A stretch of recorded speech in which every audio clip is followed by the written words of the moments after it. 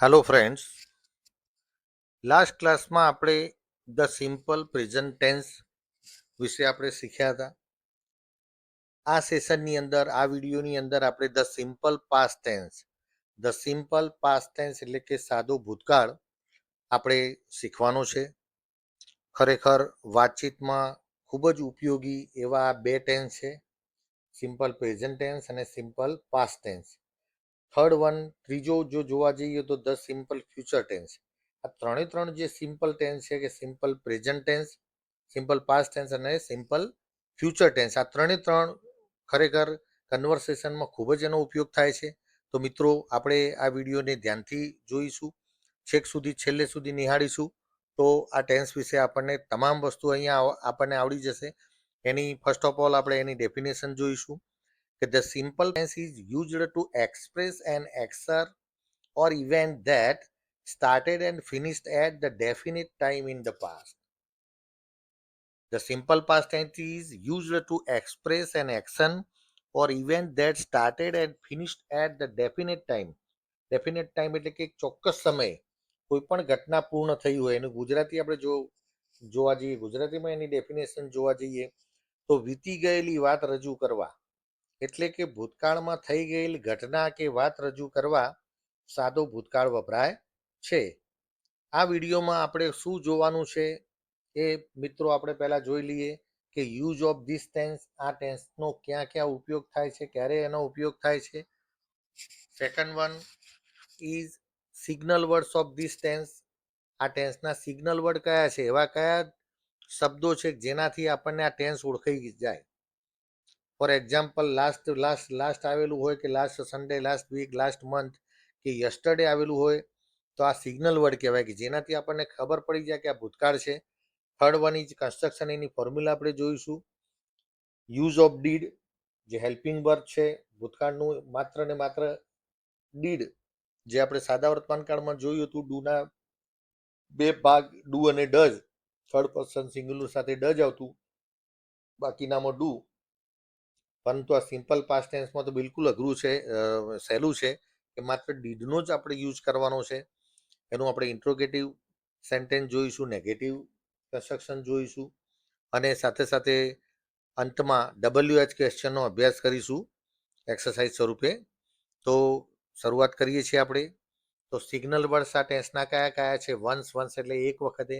Once there was a king, આવી વાત આવે એટલે તરત જ ધ સિમ્પલ પાસ્ટ ટેન્સ આવે, વન્સ એટલે એક વખતે. યસ્ટરડે એટલે ગઈકાલે. લાસ્ટ શબ્દો જ્યાં જ્યાં આવે કે last week, last month, last Sunday, last year, last vacation, આવા શબ્દો જ્યારે આવે ત્યારે એ સિગ્નલ વર્ડ કહેવાય. એ સિગ્નલ વર્ડ ઉપરથી આપણને આ ટેન્સનું આપણને ખ્યાલ આવી જાય કે ભાઈ ભૂતકાળ છે. પ્રિવિયસલી એ શબ્દ પણ એમાં યુઝ થાય છે. એનું કન્સ્ટ્રક્શન મિત્રો જોઈશું, આપણે એને યાદ રાખીશું. દરેક જે રીતે મેથેમેટિકમાં ફોર્મ્યુલા હોય છે, લંબચોરસનું ક્ષેત્રફળ, ચોરસનું ક્ષેત્રફળ, એ રીતે ઇંગ્લિશમાં પણ એક કન્સ્ટ્રક્શન હોય છે, એક ફોર્મ્યુલા હોય છે. એ ફોર્મ્યુલા જો આપણને આટલી જ ફોર્મ્યુલા જે અહીંયા બતાવી છે, આટલી જ જો ફોર્મ્યુલા આપણને આવડી જાય તો આખો ટેન્સ આપણા માઇન્ડમાં સેટ થઈ જશે. તો કન્સ્ટ્રક્શનમાં છે સબ્જેક્ટ, એટલે કે સર્વપ્રથમ કરતા આવશે, પછી પાસ્ટ ટેન્સ ફોર્મ એટલે કે V2નું રૂપ આવશે. V1, V2 અને V3 વિશે તો આપ જાણતા જ હશો કે ક્રિયાપદનું પહેલું રૂપ નહીં વપરાય, પરંતુ ક્રિયાપદનું બીજું રૂપ એટલે કે ભૂતકાળનું રૂપ વપરાશે. પ્લસ અધર એટલે કે અન્ય શબ્દો યુઝ થાય છે. ફરીથી મિત્રો જોઈશું કે સબ્જેક્ટ એટલે કરતા આવશે. બીજા નંબરે પાસ્ટ ટેન્સ ફોર્મ, ભૂતકાળનું રૂપ આમાં યુઝ કરવું પડશે. ગો હોય તો ગો નહીં લખાય, પણ આમાં વેન્ટ લખવું પડશે.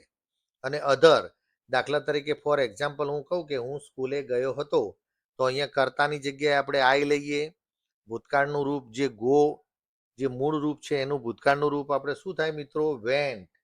બરોબર છે. અને અધર શબ્દોમાં આપણે સ્કૂલ યુઝ કરીએ કે આઈ વેન્ટ ટુ સ્કૂલ. બસ આટલું જ કન્સ્ટ્રક્શન છે ભૂતકાળનું. બહુ જ સહેલામાં સહેલો ટેન્સ છે. બીજા આપણે એના એક્ઝામ્પલ, વેરિયસ એક્ઝામ્પલનો આપણે અહીંયા સ્ટડી કરીશું. તો I went to school daily. We watched an interesting movie. અમે એક ઇન્ટરેસ્ટિંગ મૂવી જોઈ હતી. The train arrived late. Train મોડી આવી હતી. The children enjoy the picnic.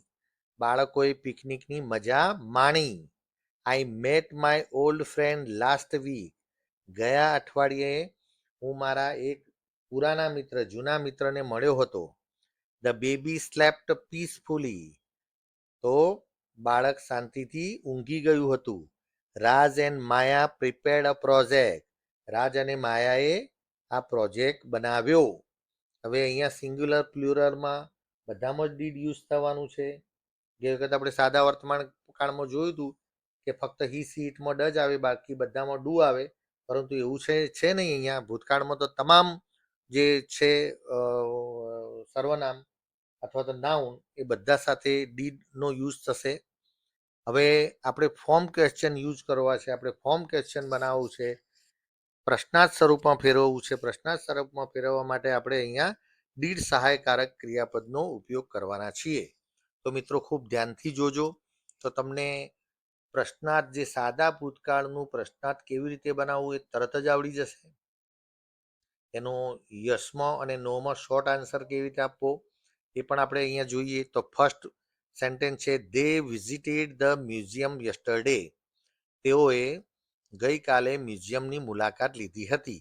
હવે આ અહીંયા વિઝિટેડ છે એ ભૂતકાળનું રૂપ છે. તરત જ આપણને ખબર પડી જાય કે ભાઈ ભૂતકાળનું વાક્ય છે, તો એને પ્રશ્નાર્થમાં ફેરવવા માટે હેલ્પિંગ વર્બ ડીડનો યુઝ કરીશું.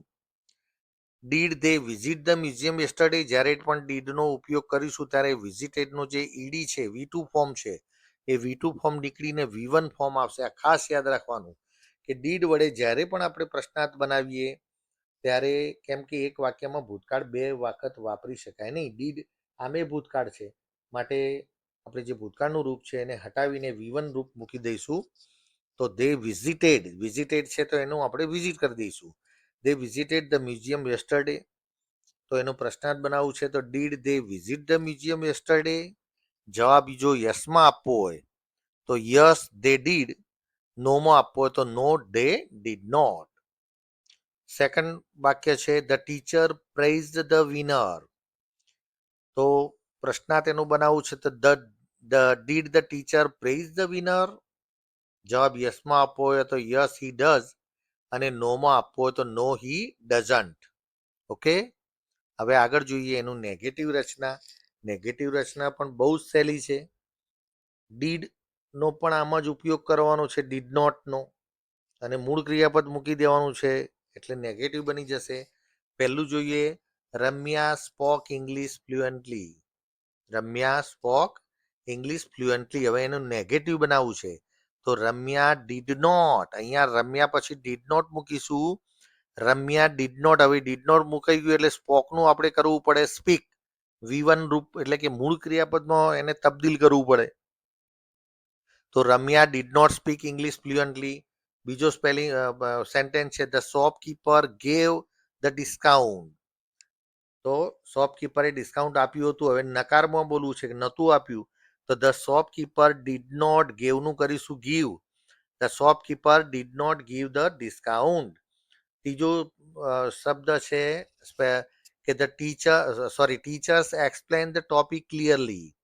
તો ટીચરે એક્સપ્લેન કર્યું. Teachers explain the topic clearly. Teacher did not speak explain the topic clearly. Friends, WH questions પણ બહુ જ ઇઝી છે. પહેલું વાક્ય છે, સી મેટ મી યસ્ટરડે. આજના આ જ વાક્યમાં બે વડે પ્રશ્નાર્થ બનાવવાનો છે. બે WH ક્વેશ્ચનમાં, એક હુ અને બીજો WHEN વેન, એટલે ક્યારે. આ બંનેનો આપણે અહીંયા યુઝ કરવાનો છે. તો પહેલું વાક્ય છે, સી મેટ મી યસ્ટરડે. ચલો એમાં આપણે હુ વડે પ્રશ્નાર્થ બનાવીએ. હુ વડે પ્રશ્નાર્થ બનાવીએ ત્યારે મિત્રો આપને ખબર જ છે કે અહીંયા કર્તાને રિમૂવ કરવો પડે. તો પહેલું વાક્ય છે, હુ મેટ યુ યસ્ટરડે. તને ગઈકાલે કોણ મળ્યું હતું. સેકન્ડ ક્વેશ્ચન બનાવવાનો છે WHEN વેન વડે. વેન વડે જ્યારે પણ પ્રશ્ન પૂછાય ત્યારે અહીંયા ટાઈમનું અહીંયા બોધ કરાવે છે. તો વેન વડે પ્રશ્ન પૂછવો હોય તો આપણે અહીંયા ટાઈમનો જે યસ્ટરડે શબ્દ આપ્યો છે એને રિમૂવ કરવો પડે. તો when did she meet you. તે તને ક્યારે મળી હતી. સેકન્ડ ક્વેશ્ચન છે, the shopkeeper gave the discount. શોપકીપરે ડિસ્કાઉન્ટ આપ્યા. વોટ એટલે શું?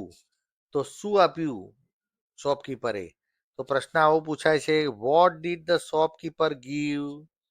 Vote did the shopkeeper give? શોપકીપરે તમને શું આપ્યું? ત્રીજો પ્રશ્ન છે, the villager bought new tractors. તો ગ્રામવાસીઓ નવા ટ્રેક્ટર ખરીદ્યા. તો વાય, શા માટે? રીઝન પૂછવું છે આપણે. તો વાય વડે પ્રશ્ન આ રીતે પૂછાશે, why did the villagers buy new tractors? તો ગ્રામવાસીઓએ નવા ટ્રેક્ટર શા માટે ખરીદ્યા? ચોથો પ્રશ્ન છે, the traveller spend the night at the station. The traveller spend the night at the station. તો મુસાફરોએ આખી રાત સ્ટેશનમાં ગુજારી. WHERER, વેર, વેર એટલે ક્યાં ગુજારી? તો અહીંયા પ્લેસ નીકળી જશે, એટ ધ સ્ટેશન. તો જો અહીંયા વેર વડે પ્રશ્ન પૂછાયો, તો where did the traveller spend the night? પેસેન્જરોએ રાત ક્યાં ગુજારી? પાંચમો પ્રશ્ન છે, રીના સિલેક્ટેડ બ્લુ સારી. રીના સિલેક્ટેડ બ્લુ સારી. રીનાએ બ્લુ સારી પસંદ કરી. હવે WHICH વિચ વડે પ્રશ્ન પૂછવો છે. વિચ એટલે કયો, કયું, કઈ.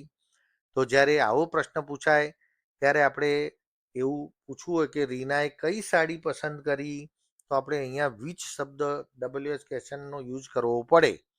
તો which sari did Reena select? Which sari did Reena select? રીનાએ કઈ સાડી પસંદ કરી? છઠ્ઠો પ્રશ્ન છે, દે બોટ 10 ચેર્સ. તેઓ 10 ખુરશીઓ ખરીદી. હાઉ મેની વડે પ્રશ્ન પૂછવો છે. તો હાઉ મેની પછી હંમેશા બહુવચનનું રૂપ આવશે, પ્લુરલ ફોર્મ. એ બાદ ડીડનો યુઝ આવશે. આટલો થોડો ચેન્જિંગ છે. How many chairs did they buy? તેઓએ કેટલી ખુરશીઓ ખરીદી?